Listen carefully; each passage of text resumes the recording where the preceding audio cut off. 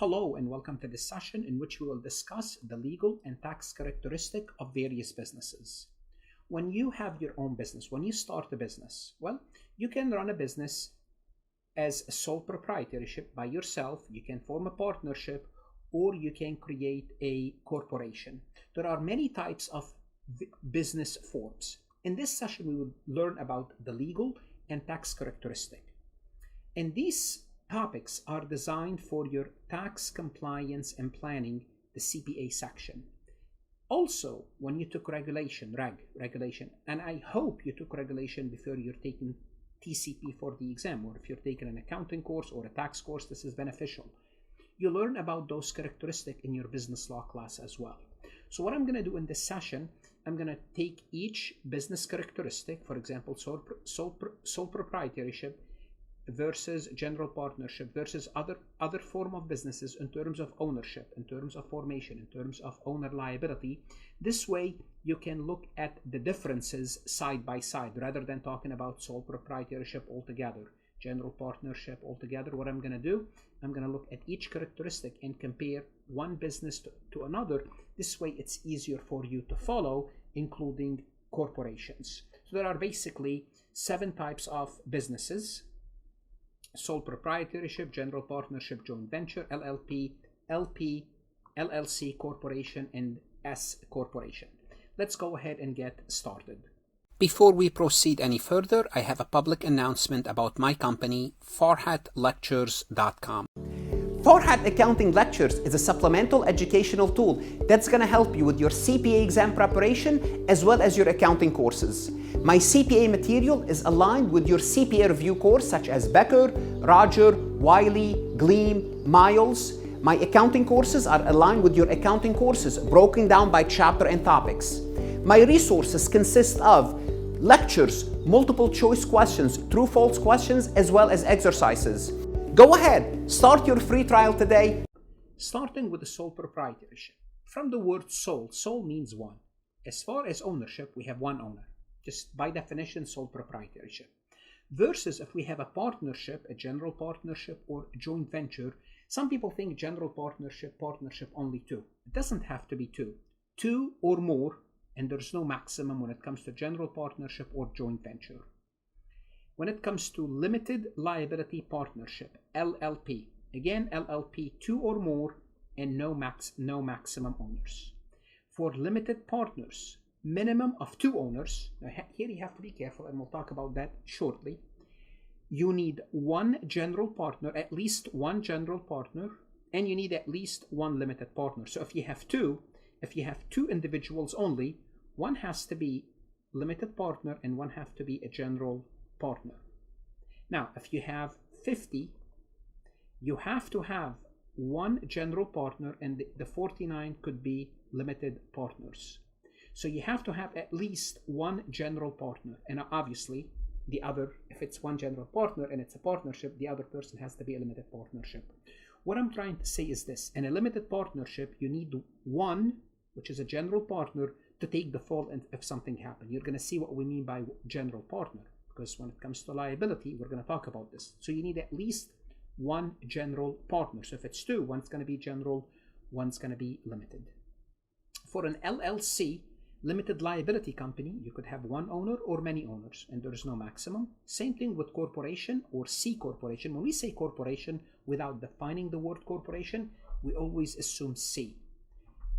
When it comes to S corporation, S as in Sam, you could have 1 to 100 and must be individual, US citizens or resident of the US or certain trust. So the ownership here is more restricted for S corporation. So those are in terms of ownership. In terms of formation requirement, when you form a business, in terms of formation, as a sole proprietorship, you don't need any formation whatsoever. What I'm going to do, matter of fact, I'm going to discuss formation and owner liability side by side. And you're going to see why I'm going to do this, because it's going to be helpful for you. So for a sole proprietorship, you don't need any formation. You don't need to file with a state, no formalities whatsoever. Here's the downsides. Owner faces unlimited personal liability for business debt and obligation. Simply put, since as an owner you did not file with a state You did not file formally with another party. What does that mean? It means you are the business. If you are the business, you are responsible for the debt and the obligation of the business on a personal level. General partnership, joint venture. Same thing. Informal can arise from action, verbal or written agreement. So a general partnership could be you could have a partnership without even writing anything down on paper, just from actions. Here we go. Partners have unlimited personal liability for the business debt and obligation. Well, think of a general partnership as a multiple sole proprietorship, but they are responsible personally for the debt. So general partnership don't have, they're all general partners. So they're all responsible for the obligation and debt of the partnership, personally liable. This is liability. LLP, notice here we're switching gears. You must file a statement with the state. Now you're filing. Well, because your filing statement, when it comes to the liability of the owners, they are shielded, they are protected from the liability for partnership debt and obligation, except if they created their own negligence. For example, if it's a doctor's office and one of the doctors committed a malpractice, that individual is responsible for their own negligence. They don't hold the other partners responsible for them, but they must file. Limited partnership, filing a certificate of limited partnership. Notice here what you're doing is you're making the effort to differentiate yourself from the partnership. Now, in a limited partnership, as we mentioned, in a limited partnership, you have to have a limited partner and you have to have one general partner. You have to have one general partner, at least one limited partner, at least two, right, for a partnership to exist. Now, the general partners, as I was telling you earlier, they would have unlimited personal liability, while the limited partner, they are protected. So if you want to form a partnership and you're providing the money, you would say, okay, I'm providing the money, you're doing the work, you are the owner of this idea. If I'm providing the money, I want a limited partnership, I want you to be the general partner, because if something happened, I only want to lose my money that I invested, no more, because I want to be protected. You came up with the idea, you're doing the work, you're responsible for everything else as a general partner. So limited partners risk only their investment. And that's why you need a general partner for that to exist. Limited liability company members enjoy protection from personal liability limited to their investment in the LLC. Again, why? Because they are filing articles of organization with the state. Corporation, of course, they have to file articles of incorporation or the corporate charter with the state. And as a result, you have protection. The shareholders are protected, they're responsible up to their investment. S corporation, similar to a regular corporation, you must file an S election with the IRS, and we'll talk about the election soon, and the shareholders are protected. So once you have to file with the state, that's why you filed, to identify, to tell the world, look, I am doing business as an entity other than myself, like a sole proprietorship and a general partner. So notice the first two, they have unlimited liability, which is risky. Let's talk now about management structure. Management structure for a sole proprietorship, how is the company run? Well, sole proprietorship, they have full control. They run the company, okay? And they can also, you can run the company and have a manager, employees, that's fine. General partnership, partners share in management, or they could also hire a managing partner, to just one of the partners, or hire someone to run the company. But they should be there as a general partners. Limited liability partnership, partners have equal right in management unless agreements appoint a managing partner. So simply put, they are all equally responsible for making decision. Limited partnership, the general partners have exclusive management, and this is why it's going to give them what? It's going to give them unlimited personal liability, because what? Because they are doing the work, they came up with the idea, you're doing the work, you are responsible for anything that happened.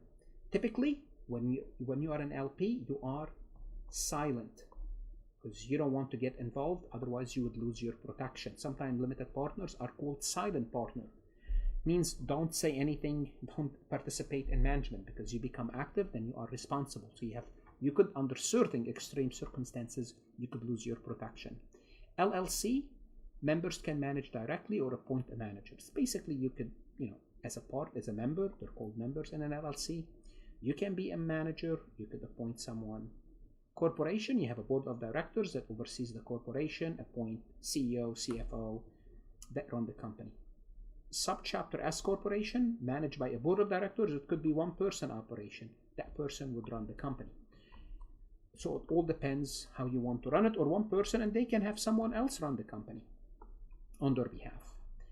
Transferability of ownership. Transferability of ownership. As a sole proprietorship, you can do whatever you want. You're by yourself.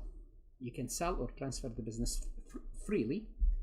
General partners cannot transfer ownership without unanimous consent of other partners. So you have to be careful. If you're going into a general partnership and you want to sell your business, sell your share of the business, then you need the consent of other partners. Well, that may not be the case easy all the time. LLP, partners cannot transfer ownership without unanimous consent. Again, as an LLP, you need unanimous consent. LP, owners cannot be transferred without unanimous consent, affecting both the general and limited partners. So notice these are basically, being a partner is not the best when it comes if you want to get out that easily, sell your share, you need unanimous consent. LLC, transfer of ownership usually require unanimous consent. Corporation, let's draw a line here. You're generally free to transfer your ownership, subject, unless there's an agreement to the contrary. If you own stocks in publicly traded company, you can do whatever you want to. Generally speaking, corporation, you can sell it. S corporation, same concept. You can generally transfer your ownership bearing transfer to a non-qualifying shareholder. Remember, qualifying shareholders means you have to be a U.S. citizen or a resident of the U.S. So you cannot sell it to a foreign individual. You have to be individuals as well, or certain trust. This is what we mean by bearing that. Now, when it comes to taxation, if you are operating as a sole proprietorship, you file Schedule C on your Form 1040, basically your revenues minus your operating expenses. If you're a partnership, but remember, you got your income, then your income go to the person. It transfer to the person, it flow through to the person, and the owner, the person pays the taxes. So the business don't pay the taxes. Partnership, the same concept. You have revenue expenses, then a transfer. You file Form 1065, and in 1065, it's basically informational return. You show the revenues, the expenses, then the income, the profit is transferred to the owners, to the partners, to the members. When it comes to corporation, they form a regular corporation. Again, they file Form 1120, very similar, revenue minus expenses minus taxes. So the corporation pays the taxes, then we have income, then the income goes to the, I'm going to put person or persons, to the owners. Then the owners pay taxes again. So there is double taxation, taxes on the corporate level, tax on the individual level for regular C corporation. 1120S, S for S corporation, we have revenues minus expenses, then we have net income or profit. Hopefully we have profit, right? Revenues more than expenses. This goes to the owners, and the owners pay taxes only once. And that's the beauty of an S corporation, is you have the protection and paying the taxes only once. Now, how about if you're an LLC? We're going to talk about LLC if you are a limited liability company. For a limited liability company, when it comes to taxation, we have something called a check the box. So the tax classification of an LLC is governed by what are known by check the box regulation. It allows the LLC and similar entities, unincorporated entities like a Schedule C, how they are taxed by the federal government. The default classification based on the number of owners and the nature of these owners. Let's take a look at what does that mean. LLC with 2 or more owners. If you're 2 or more owners in an LLC, what's going to happen is this. They're going to assume you are a partnership. So the default treatment is a partnership. 2 or more, if you don't elect to be taxed as a corporation, because you do have this election, you do have a choice to go as a C corporation. If you don't, if you are 2 or more, automatically you're a partnership.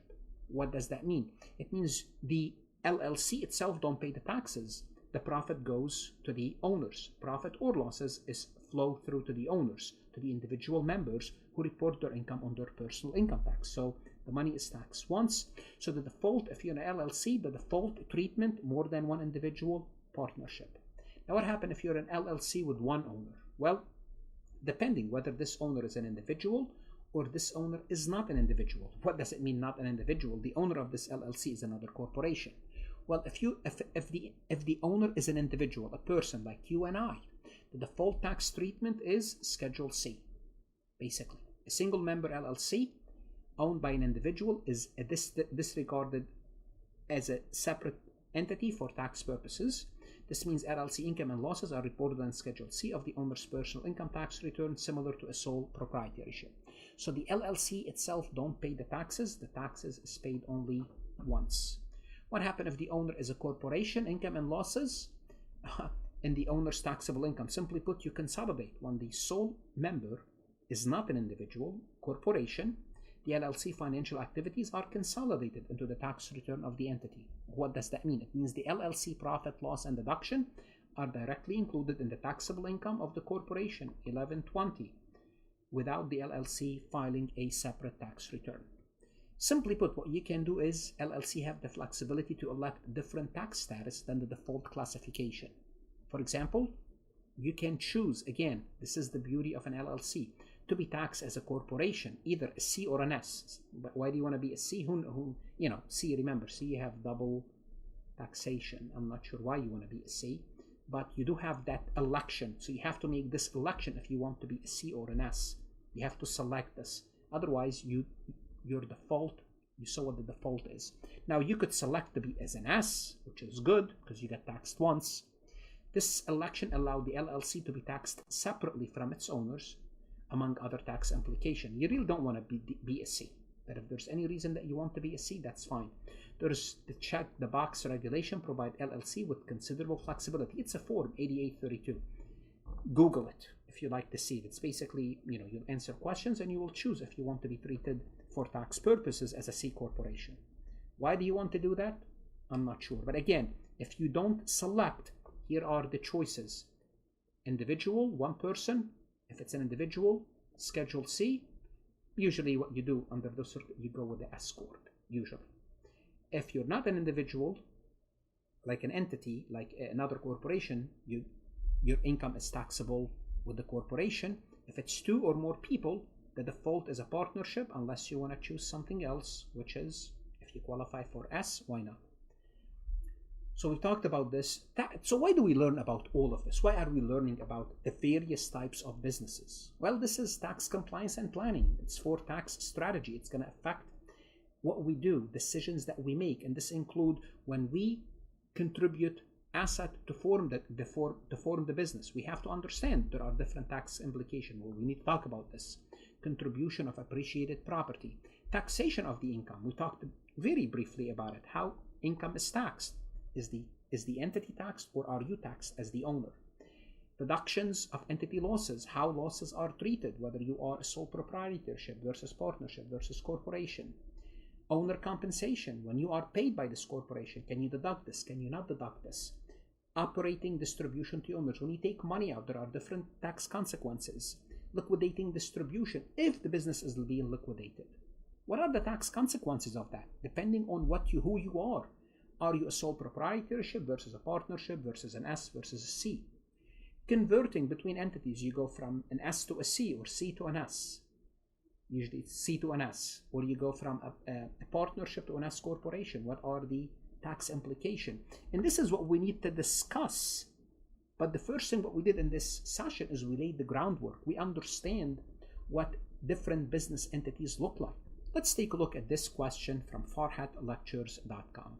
In a general partnership, how can ownership interests be transferred? So if you want to sell your interests, sell your shares in a general partnership, can you do it freely without any consent, only with unanimous consent from all partners, by filing a statement with the state, and it happens automatic upon the death of a partner?